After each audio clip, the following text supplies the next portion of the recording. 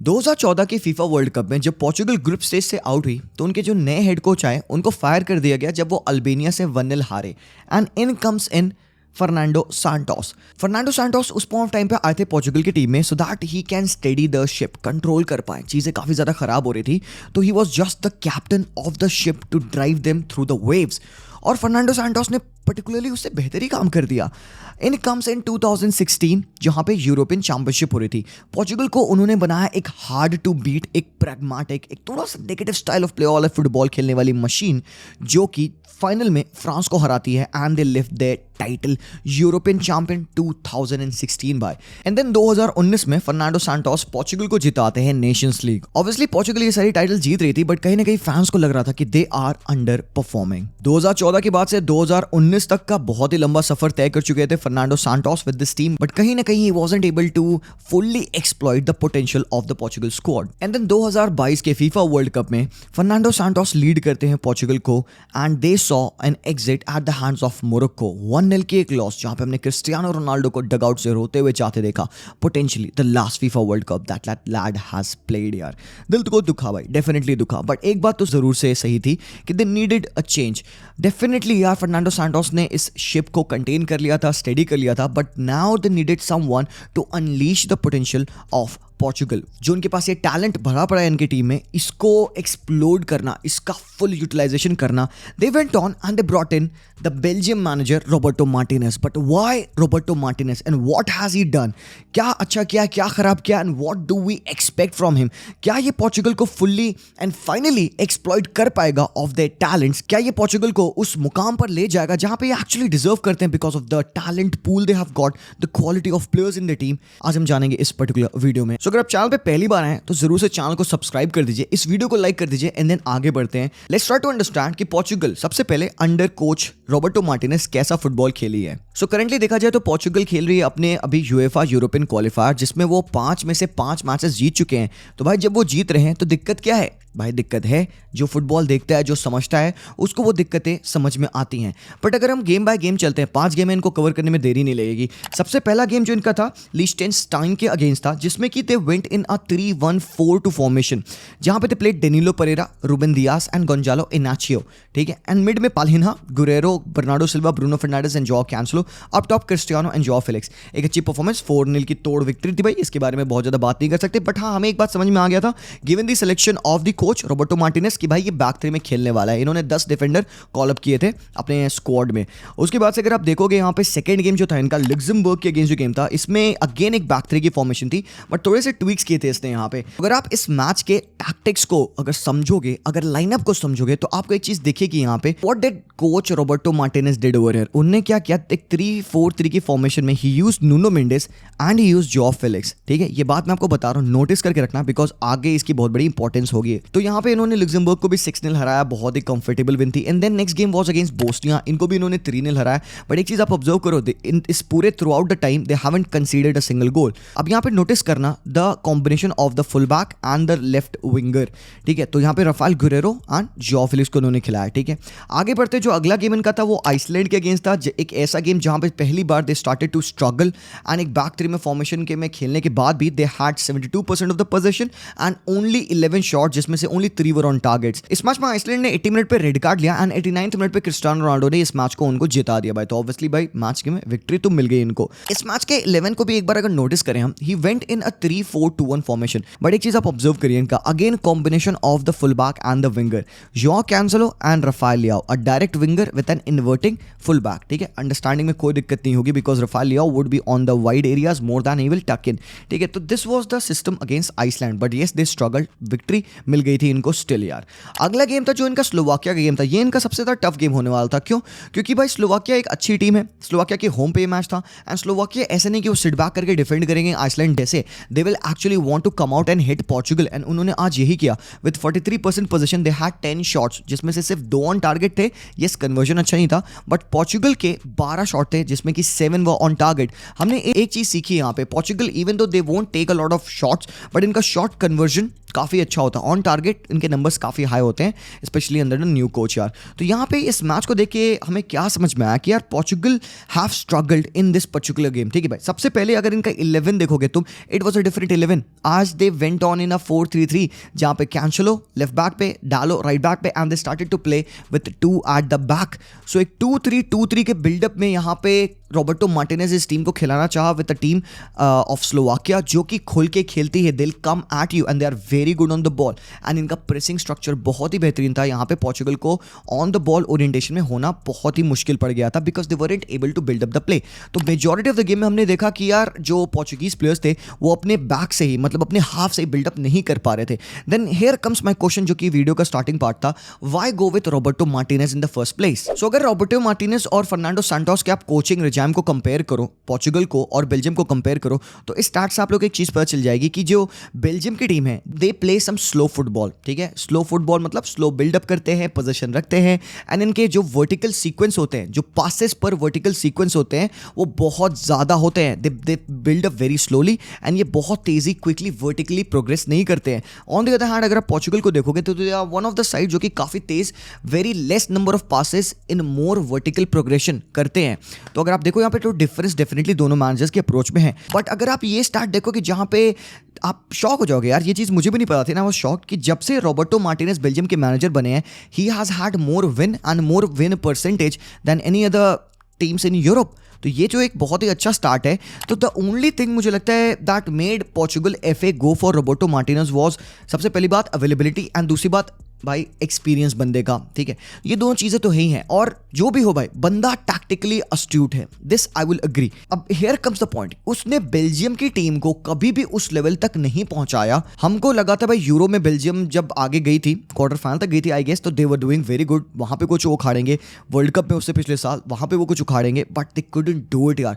तो Roberto Martinez with that quality of the players still वहां पे कुछ नहीं कर पाए, बट यहाँ पे how do we expect him to do good. तो गाइस यही फुटबॉल है यार, डजंट मैटर एक कोच एक जगह पे अच्छा नहीं किया तो वो अगली टीम पे अच्छा नहीं करेगा, या vice versa, it doesn't work like that. जो सबसे इंपॉर्टेंट चीज होती है ना इसमें, it's trust, faith and by time. तो जो पिछले स्टार्टिंग के जो विंस थे यहाँ पे लुक्समबर्ग के अगेंस्ट, बोस्निया के अगेंस्ट, उन मैचेस में मैंने पोर्चुगल को खेलते देखा, some good football, they were playing neat football, intricate buildup किया, इस्तेमाल किया उन्होंने भाई। ऑब्वियसली भाई Bruno Fernandes, he was rocking in those games यार, काफी सारे गोल्स क्रिस्टियानो रोनाल्डो ने भी मारा। But the only big problem is कि भाई what if they face a top team, जैसे कि आज स्लोवाकिया के against they started to fumble.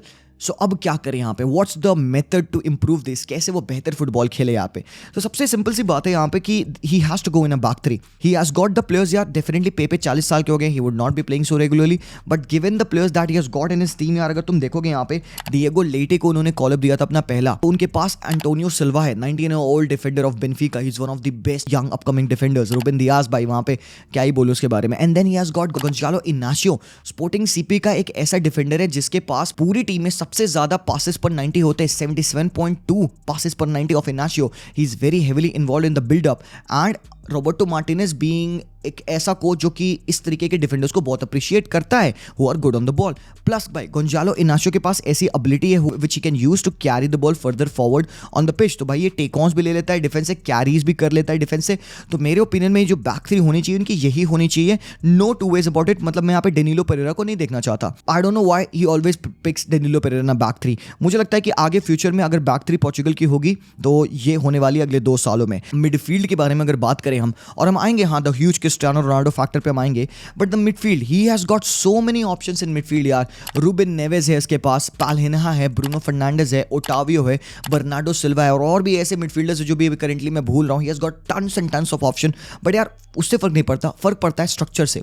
अगर आप स्लोवाकिया का गेम देखोगे तो उसमें आपको एक चीज वेरी सर्टेन दिख जाएगी कि structure of the Portuguese team was very intact. वो कुछ भी कर रहे थे, ओपन अप हो रहे थे या अटैक कर रहे थे, एक चीज थी, स्ट्रक्चर उनका मेंटेन था। सो हमको हाँ एक चीज समझ में आ गई भाई, चलो ठीक है स्ट्रक्चर वो मेंटेन करेंगे, they will be a proper 4-4-2 in defence, they will be a proper 2-3-2-3 in attack, not the personnel. मतलब बर्नार्डो सिल्वा टाइम ड्रॉप करके मिडफील्ड में आ जाएंगे और Diego Dalot will go and take the position of Bernardo Silva. तो मतलब वो numbers वहीं पे रहेंगे, बस पर्सनल मूव करता रहेगा। अब इसका क्या मतलब है? Roberto Martinez needs to have the right tactical understanding of the team, जो कि मुझे लगता है उसके पास है।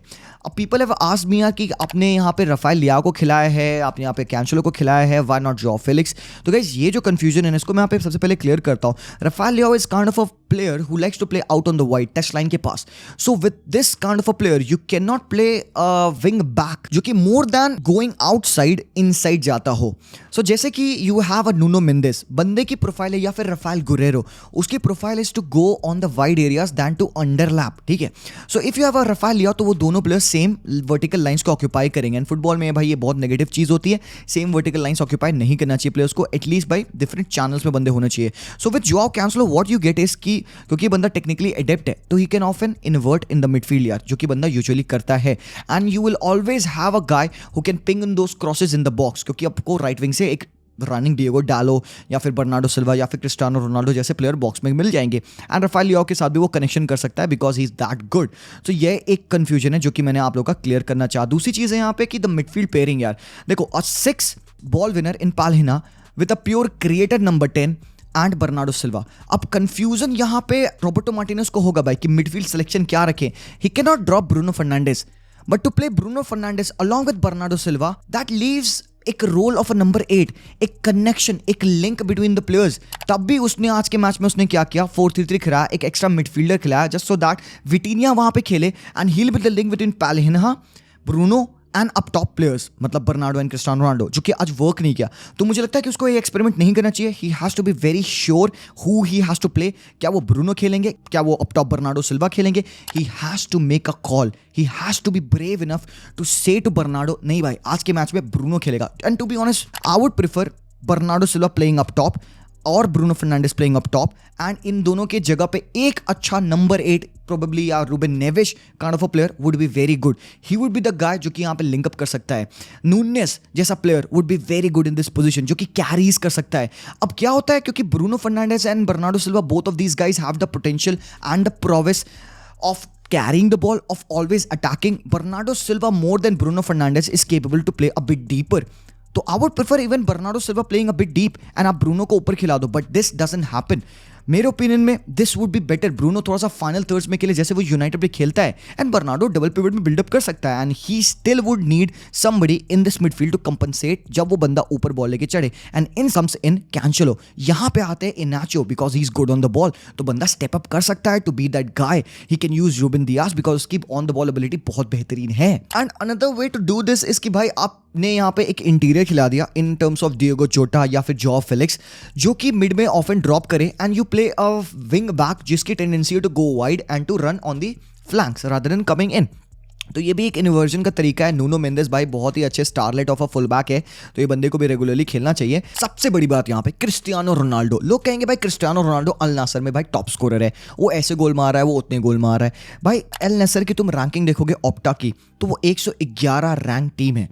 तो अगर Cristiano Ronaldo Saudi pro league में 10 गोल मार रहा है, 20 गोल मार रहा है, जितने भी गोल मार रहा है, भाई वो competition is very different to the competition in European standards. Not doubting Cristiano but only saying the biggest problem of Roberto Martinez would be to handle Cristiano Ronaldo because भाई previous matches have tried and they have failed. United पे हमने देखा, max Allegri के साथ देखा, Andres Pirlo के साथ हमने देखा, और इवन वर्ल्ड कप के टाइम पे फर्नांडो सांटोस के साथ हमने देखा ये चीज। तो अब क्रिस्टियानो रोनाल्डो के साथ मैं क्या चाहता हूँ कोच क्या करे, जो मैं सजेस्ट किया था, आप बंदे को 60 मिनट खिलाओ या बंदे को आप स्टार्ट मत करा के लास्ट के हाफ एन आवर में लाओ। इसके मिनट्स आप अच्छे से मैनेज करो। Use Gonzalo Ramos, use Diego जोटा, बिकॉज सबसे इंपॉर्टेंट जो चीज है वो ये है कि टीम जीते, टीम अपना बेहतर फुटबॉल खेले। Cristiano is not the problem, feeding the ball to Cristiano is the problem. आज की टीम में भी वो एक आउटपुट नहीं निकल के आया जिस हिसाब से आप क्रिस्टियानो को बॉल्स फीड कर पाओ। So why to have a player on the pitch जिसको आप वो बॉल्स फीड ही नहीं कर पा रहे हो, and you not able to play to his strength. तो इससे बेहतर है कि आप ऐसे प्लेयर को खिलाओ जो कि किसी और तरीके से वर्क करे, because Cristiano will always depend on you to get the balls. आप नहीं वो बॉल प्रोवाइड करोगे तो he would not be able to be his best self. वो अभी 25 ईयर्स ओल्ड नहीं है कि वो अकेले खुद से कुछ क्रिएट कर दे। You need to provide him with those passes. तो यहीं पे एक प्रॉब्लम है यहाँ पे रॉबर्टो मार्टिनेज की कि वो क्रिस्टियानो के साथ कैसे डील करेंगे, बिकॉज गाइस टीम का सक्सेस ज़्यादा ज़रूरी है। Now at this point of time जब क्रिस्टियानो 38 ईयर्स ओल्ड है, एक ऐसे कगार पे हैं जहाँ पे अब नहीं तो कब he will be retiring, and we hope not. I want to see Cristiano play in this team, and the way I think he can play is either of those ways. या तो 60 मिनट पहले या तो half an hour बाद। You cannot go on to play Cristiano for the 90 minutes भाई लोग, क्योंकि भाई बंदा probably at 38 now he doesn't have those legs to play. आज भी हमने देखा मैच में towards the end थक गया था बंदा. So these are the few things मेरे ओपिनियन में जो कि probably would be helpful for the coach, and Roberto Martinez might be using some of these traits, some of these things in this upcoming fixture यार. But यार एक बात तो है, with the new coach comes in a long waiting period यार. आपको भाई patiently wait करना होगा. So that's that. They should be now one of the favorites of every competition they enter rather than being the underwhelming guys या underrated team या underdogs. अभी ये Portugal को ना बस फेवरेट्स में जाना होगा भाई.